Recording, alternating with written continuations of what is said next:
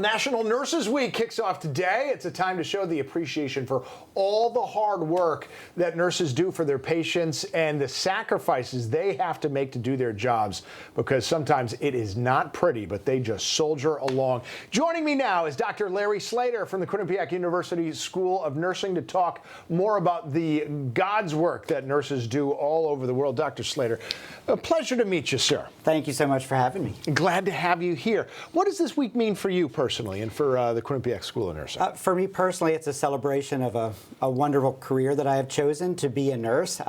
Not quite at the bedside anymore, just in academia. But, you know, here talking about the 4.7 million nurses across the country, the 90,000 in Connecticut that serve our communities, it's just a tremendous honor. We've been, for 22 years, the most trusted, honest, and ethical profession by Gallup, and we look to continue that to serve our communities. And that is fantastic. We've done stories ever since the start of the pandemic about how hard life has been on nurses, and now we're seeing a critical nursing shortage across the country. What kind of effect is that having on just healthcare services here in our state and nationwide?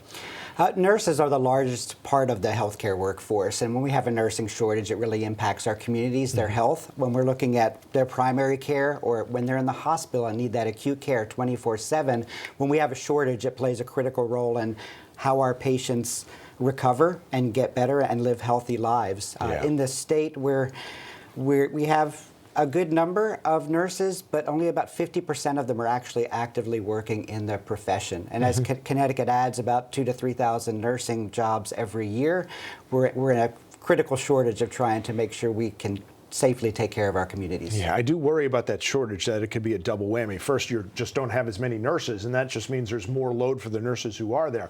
But it seems like there's a little bit of good news, bad news. It looks like the nursing schools in general are full. A lot of people still want to go into this profession, but is there enough space for everybody who wants to?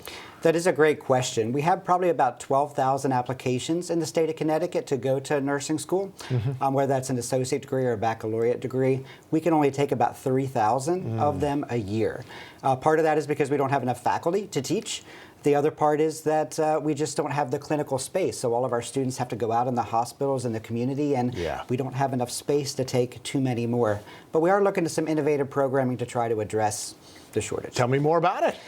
Well, we found that we really need to meet today's students where they are. Okay. Not a lot of people that want to go into the nursing profession that are past traditional college age can afford to do what's called an accelerated program, which is an intense 12 to 15-month program where every single day they're in class or clinical. But they're also trying to work, raise money, save money, raise a family. So we're trying to look at part-time and other options where we're partnering with our clinical partners throughout the state, like Hartford Healthcare, Yale New Haven Health, to look at how we can increase that pipeline of second career nurses, which we think can truly have an impact. And the great thing about them is they are Connecticut natives, and when they get their nursing degree, they want to stay here in our communities. They don't want to go somewhere else. I like that word pipeline. I've heard that before too, because while this is a nationwide problem, we can afford to be, I think, a little greedy. We want the good Connecticut students who are learning this critical skill at Connecticut colleges to stay in Connecticut. That just makes sense.